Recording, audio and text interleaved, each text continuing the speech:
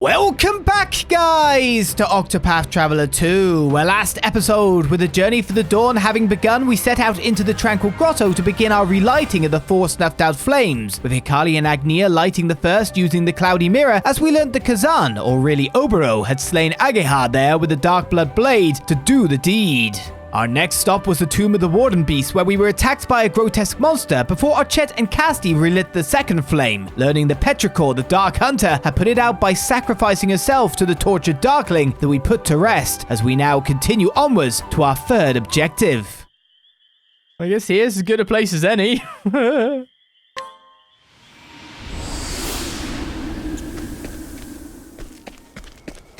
puppy didn't get any stomach issues after the fact, you know what I mean? Everyone's just standing around like nothing's going on. You'd expect like someone like this dude to have a bit of an issue. Do you know what I mean?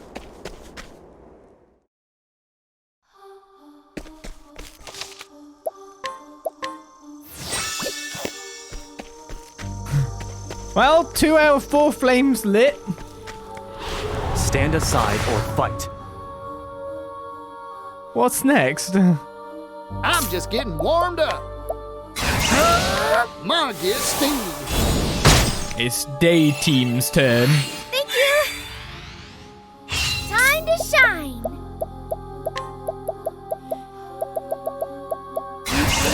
The winds of favor blow. I did it. Prepare yourself. I have a feeling this guy doesn't really stand much of a chance. I mean, if I just bashed him with this... It's over. I was gonna say... For the pride of Ku. Wondering how well that would do damage-wise. It's not bad.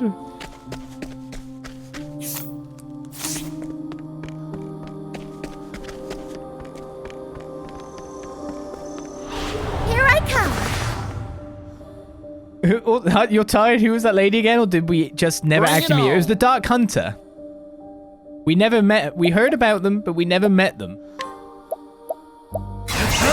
Essentially, Margit Steve. I guess now, we know why we never met them. I'm feeling all better. Time to shine.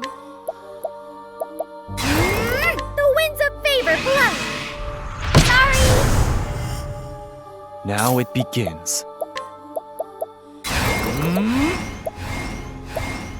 How's this? Who's next? I still have much to learn. We also haven't met an Arcanet, I'd like to point out.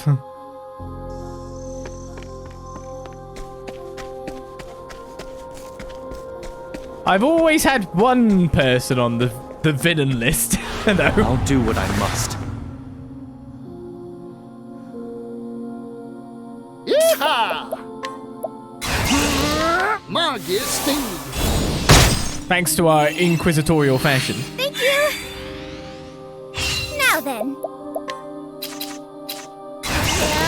Oh my! I did it! My turn. I'm sorry for the pride of Ku. Much bonking took place this day.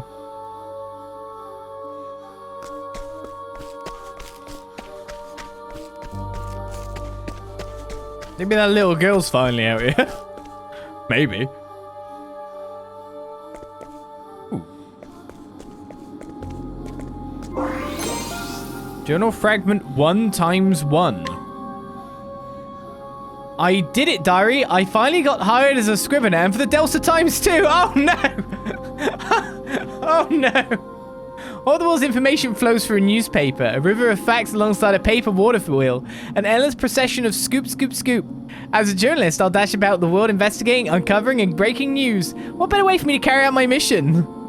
I've thought about this a lot, and everyone has some fact they're hiding. Vast sums of knowledge locked in noggins the world over, but how to crack open those repositories and acquire those tasty secrets within?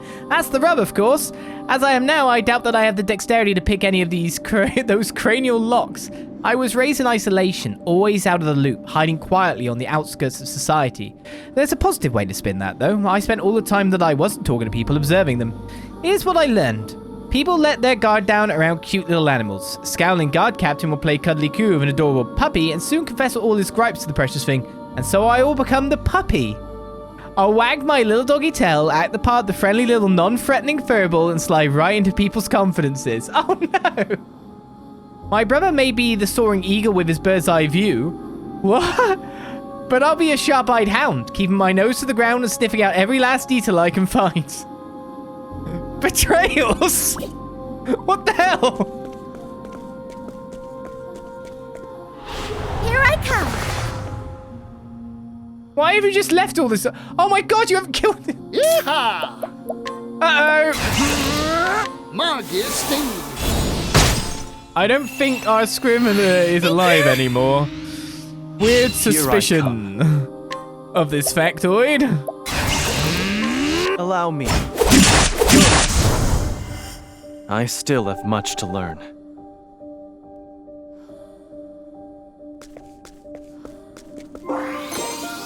Journal Fragment 2.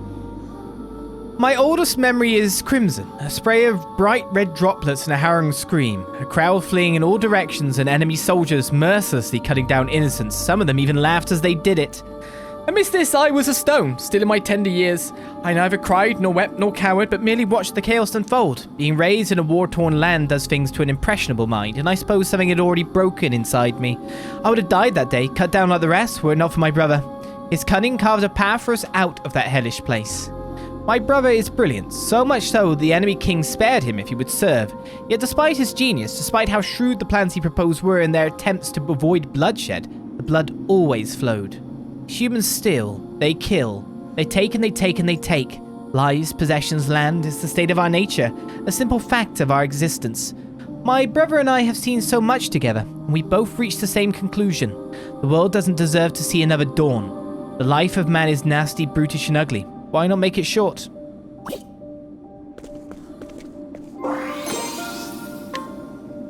I need her on our side, and I need you to convince her that's a good idea. My brother's face was flushed as he handed me the letter addressed to Raimei. Perhaps he'd been in his cups. I didn't need to ask him why he would be celebrating. The fundraising in Montwise was going swimmingly. On my way home, I spotted Hikari. He is the key to everything in Ku, and if our machinations go according to plan, my brother will get what he's after. I doubt Hikari has a clue who I am. Another tactic proposed by Brother Dearest. No prior familiarity with me will help move things along down the line.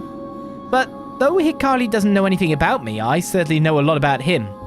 Hikari has another side to him, a second personality that my brother says was born from his family's cursed lineage. Somewhere in the past, Clan Ku's blood mingled with that of the infamous Archmage Darkest, sparking a history of war and sacrifice. A more odious bloodline I do not know. As I passed Hikari in the street, for a moment I felt as if our eyes met. His gaze was steady and true, just as it was when he was a boy. How had that bright spark in his eyes not dimmed over time? He had seen the same horrors I had, been through the same terrible war.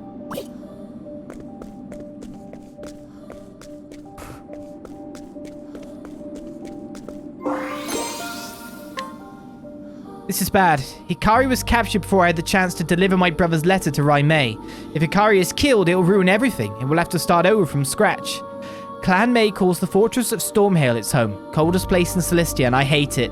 Time is of the essence, yet this frigid blizzard is battering me about like a leaf in the wind. If only I could take 2 steps without being blown free back. By the time I finally reached Stormhail, Hikari had already been released. I can only assume he managed to sway Raimei on his own. I handed my overdue missive to one of Raimei's retainers and quickly put that chilly place behind me.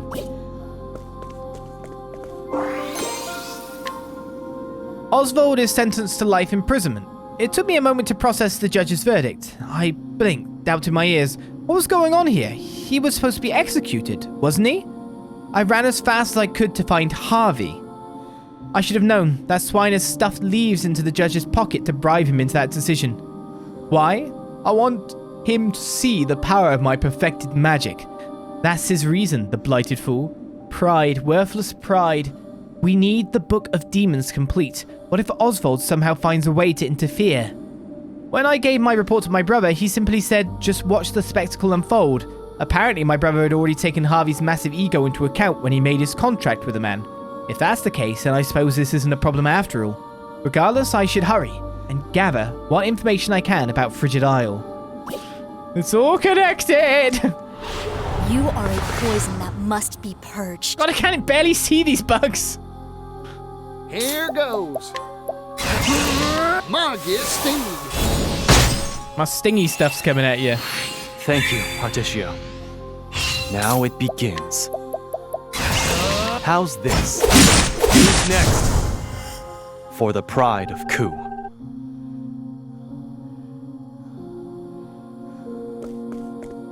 Oh god, which order's this in? This is 6. I concealed myself among the chattering students and slipped into Harvey's lecture. The Book of Demons is nearly complete, so he was in a jovial mood. When I saw my chance, I gave Harvey the news. Oswald had tried to escape Frigid Isle and died in the attempt. I thought the news would throw his high spirits off a cliff, but instead he just started giggling. It was creepy. What? Why do you think that's creepy when what you're doing is what you're doing? When he finally settled down, he merely said, "I need to prepare for my guest's arrival," and vanished back into his laboratory, humming cheerfully all the while. It's like he thinks Oswald is alive. Is Oswald alive? It can't be, and yet, if so, then he will come here to find Harvey and seek his vengeance. Wait, this could be perfect. I doubt Harvey will honor our agreement and hand over the Book of Demons without a fuss. If I can set those two against each other, it might create the perfect opportunity to slip in and swipe the book. I wonder if my brother had predicted this too.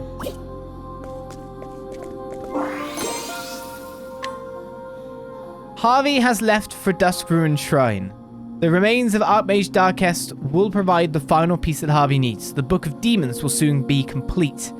I found a nice cozy place to conceal myself, and sure enough, Oswald showed up, just as predicted. The two fought it out, and I was able to retrieve the Book of Demons in the wake of their battle. There was one surprise, however. Harvey escaped alive. What was that bright flash of magic? A glimpse of a force that may dwarf even that of the Book of Demons? That girl, does she have some special power within her? Harvey's alive?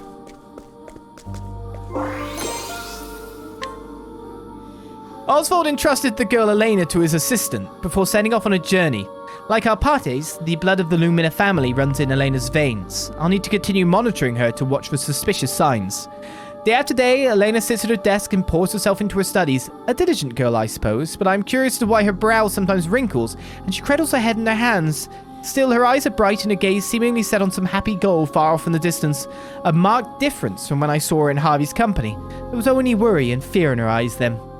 My heart nearly leapt out of my throat when I heard that assistant's voice suddenly ring out behind me. "Can I help you, miss?" I immediately turned and tried to distract and dissemble with my tried and true cover story. "Can I interest you in a newspaper subscription?" She smiled then, eyes warm, but I sensed a keen suspicion burning deep within those friendly eyes. I will not underestimate her again. No one else has ever noticed me when I didn't want to be found. I'll need to abandon my surveillance. Too risky. Besides, I've seen nothing suspect in all the time I've watched Elena. Might as well move on to more important matters. We're never going to get to the end of this temple with all these breadcrumbs around.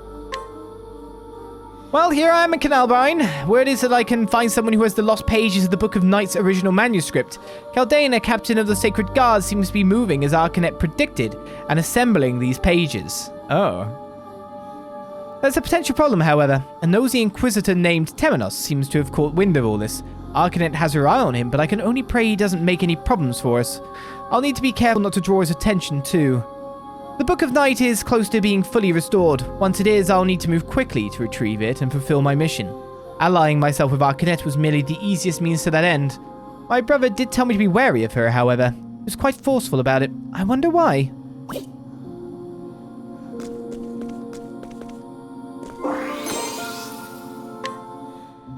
Caldana, captain of the Sacred Guard, is driven by a lust for vengeance. To achieve that end, she seeks to make the power of shadow her own, and with the restored Book of Night in hand, she set out for the Twilight Shrine. Her naive dream of avenging a people will never become reality. Why, you ask, dear diary? Because the right Arcanet taught her is purposely flawed. So there I was, hiding in the shadows of the Twilight Shrine and waiting for the perfect opportunity. Lo and behold, Caldana's right went awry, and she transformed into a most hideous form. No one told me I'd have to deal with some horrible monster. This is above my pay grade. Luckily, I had no need to fear. That Temenos showed up and handled the Caldana problem for me. I suppose Arcanet was behind his well-timed arrival. What a puppet master. Bravo. I finally understand why my brother warned me to keep an eye on her. I slipped down to the ritual site after Temenos made his exit and retrieved the Book of Night. All that's left is to combine it with the Book of Demons, and we'll be able to complete the Dark Blood Grimoire. Oh my god. Which is first? Japanese reading or European reading?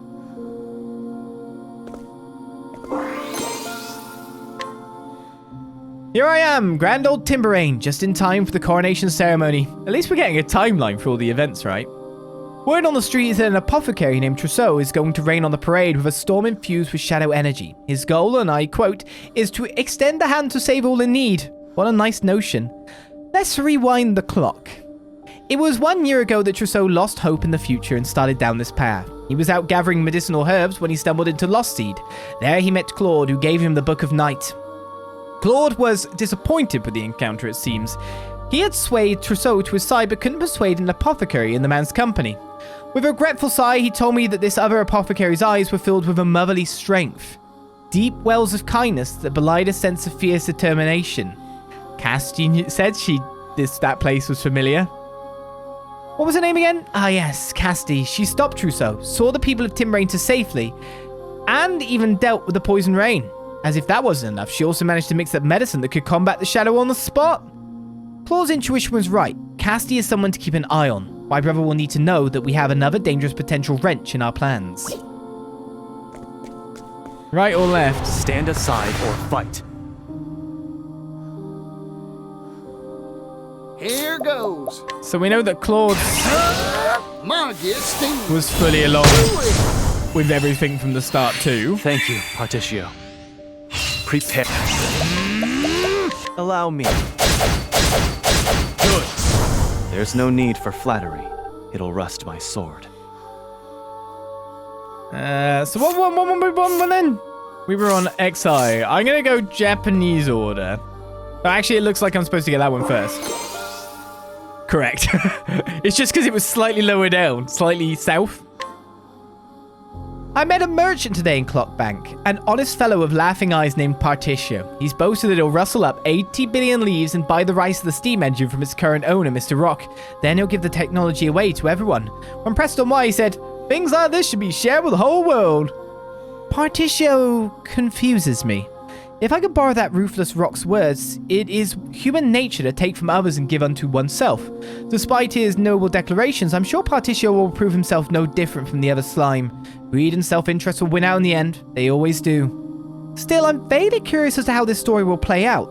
I'll follow this Particio, though I'll keep my expectations low. Placing your faith in others only gets you betrayed in the end. Oh. Someone gained faith. Wait, that's 50. Okay, we'll skip this one. Some of these have skipped quite a bit. That's 14. That's 16. Okay, they're getting in a bit of a weird order now.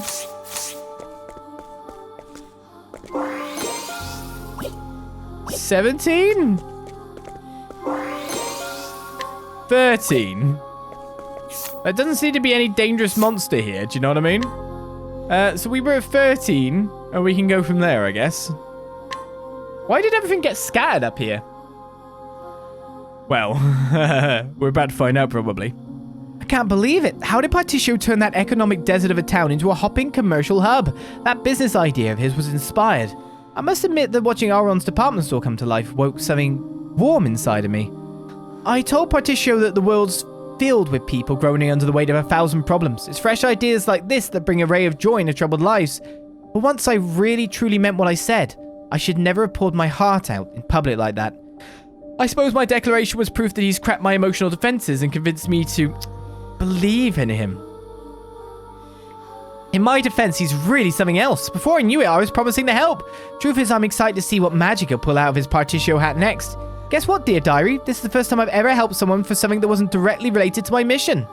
Let me stop for a moment and also appreciate the fact that he convinced the Auron to invest 80 billion leaves in him. 80 billion! The question is, will Particio prove to be a man of integrity? Will he really use those leaves to help the world and not just to line his own pockets? Just a little longer. Only a bit, mind.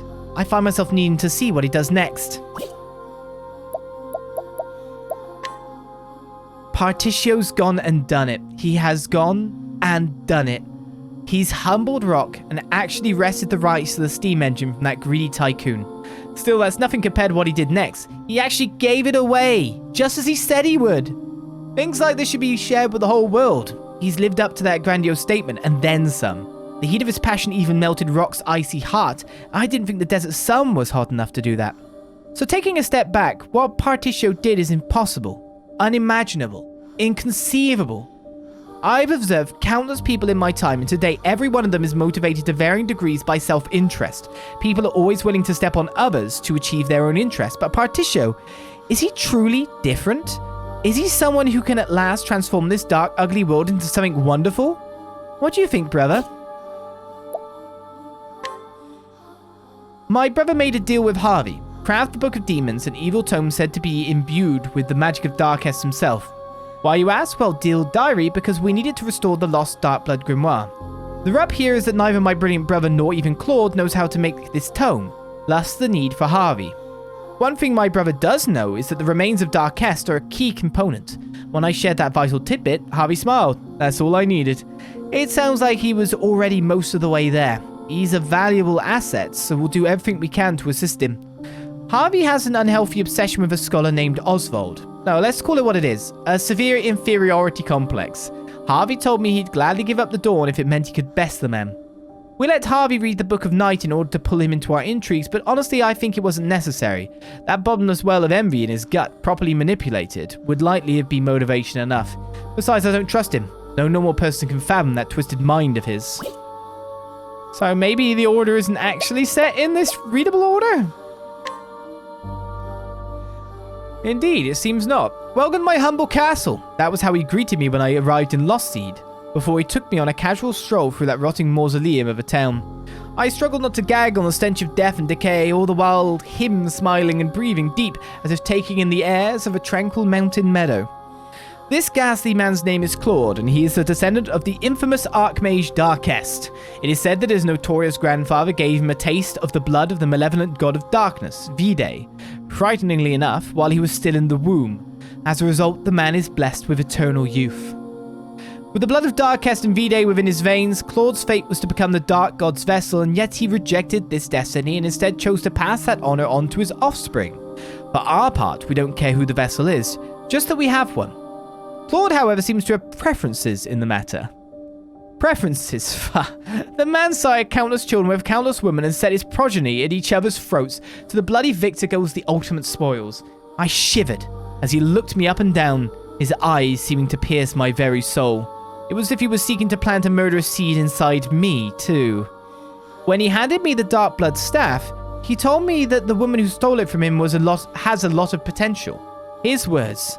My purpose in Lostseed fulfilled, I hurried out of there. I can't wait to hand the staff over to Arcanette and let her handle the cathedral's sacred flame. And the last one. Dear Diary, today I met with Petrichor, the woman known as the Dark Hunter. I'd introduced her to Professor Harvey several years ago at Arcanette's request. She was talkative today and had this to say. I met Arcanette when I was young, and it was then that I swore myself to her service. Ever since I have hunted for her and her alone, even slaying the legendary monster known as the Guardian of the First Flame at her behest. Sometimes I hunted people too, like the time I came to possess the Darkblood bow. Once again, my lady has use of me, and so I shall gladly obey. I nodded along, and when she was finished, she showed me a monster. This beast, which she had captured on Totohaha, looked out at me with eyes filled with loathing for all that walked on this earth. I asked her what it was, and she told me the result of years of brutal conditioning and a healthy dose of Harvey's science for good measure. The result, an abomination crafted through repeated and horrifying experiments. I nodded again. A soul this steeped in despair would surely prove to be a great source of power. It seems that leaving the flame of Totohaha in her care should prove no issue. That seems to be everything that I have seen. We now need you, I think.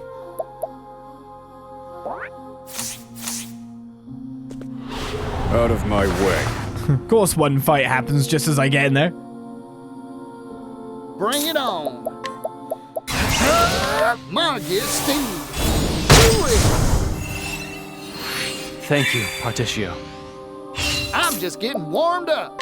We could hire our newest help. How much does it cost? 50k! Powerful dagger attack on all foes and restore HP and SP to all allies. That's not bad.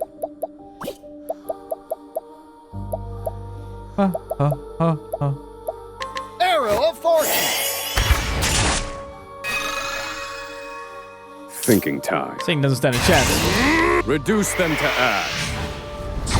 You're finished. I've gained valuable insight.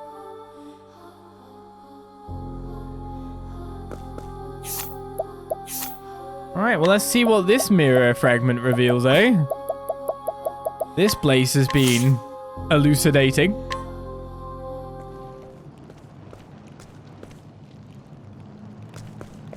Now what have we got here?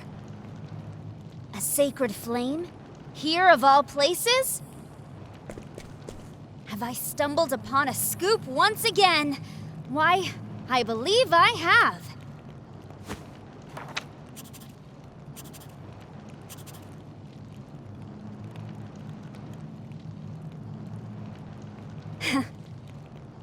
I'm glad that's done.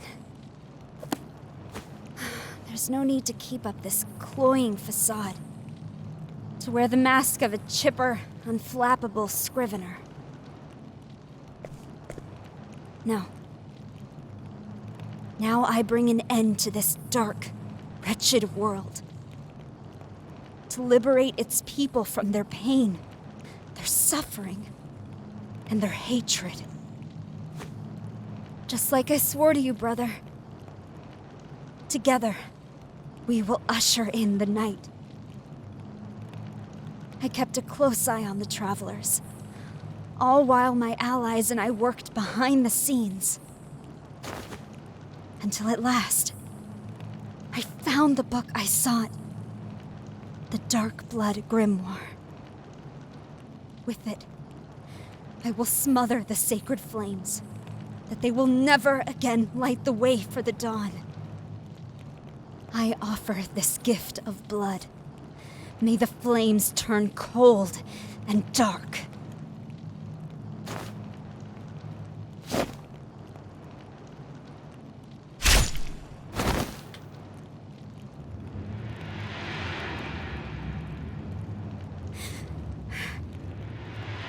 Mortals. Gods. Who was it that drew the line between them? The blessed? The accursed? Us? Them?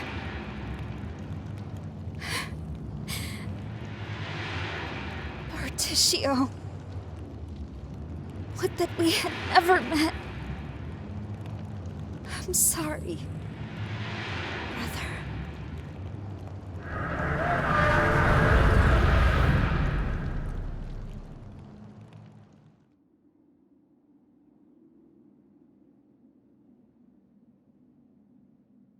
The third sacred flame burns anew.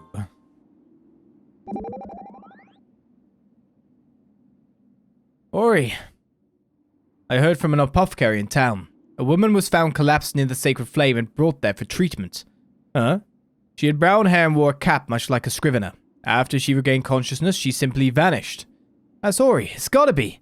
If that's true, then what saved her? It appears her wounds fell just short of being fatal. She must have changed her mind just in the nick of time. She saw the worth in walking toward the dawn. While I can hazard a guess as to why she hesitated, I believe it was thoughts of you that saved her life. Me? Oh, don't be ridiculous. Like I don't have anything to do with that. Well, no matter. As long as she's alive, all's well. Just where did she wander off to? Sure, I'm lucky that you're around to cheer me up, eh? Our journey isn't over. We do well not to waste time in idle conversation. But if you must talk, then perhaps a different topic of conversation would suffice. Oswald. Thank you kindly.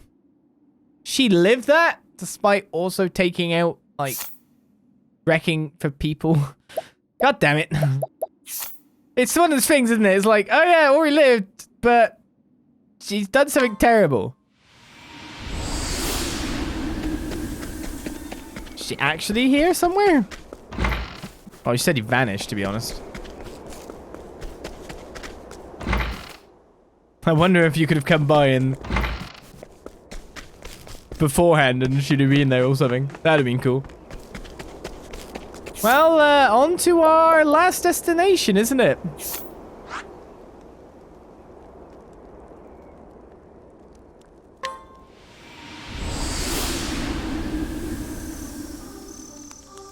Except this time it's a town. I kind of want to save, actually, because I realized the destination marker is right there in front of me. I'm sure the abandoned village is a safe place.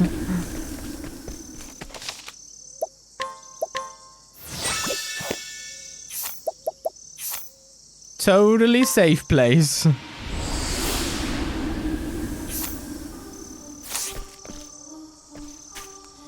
Hey, you're not supposed to be in this team.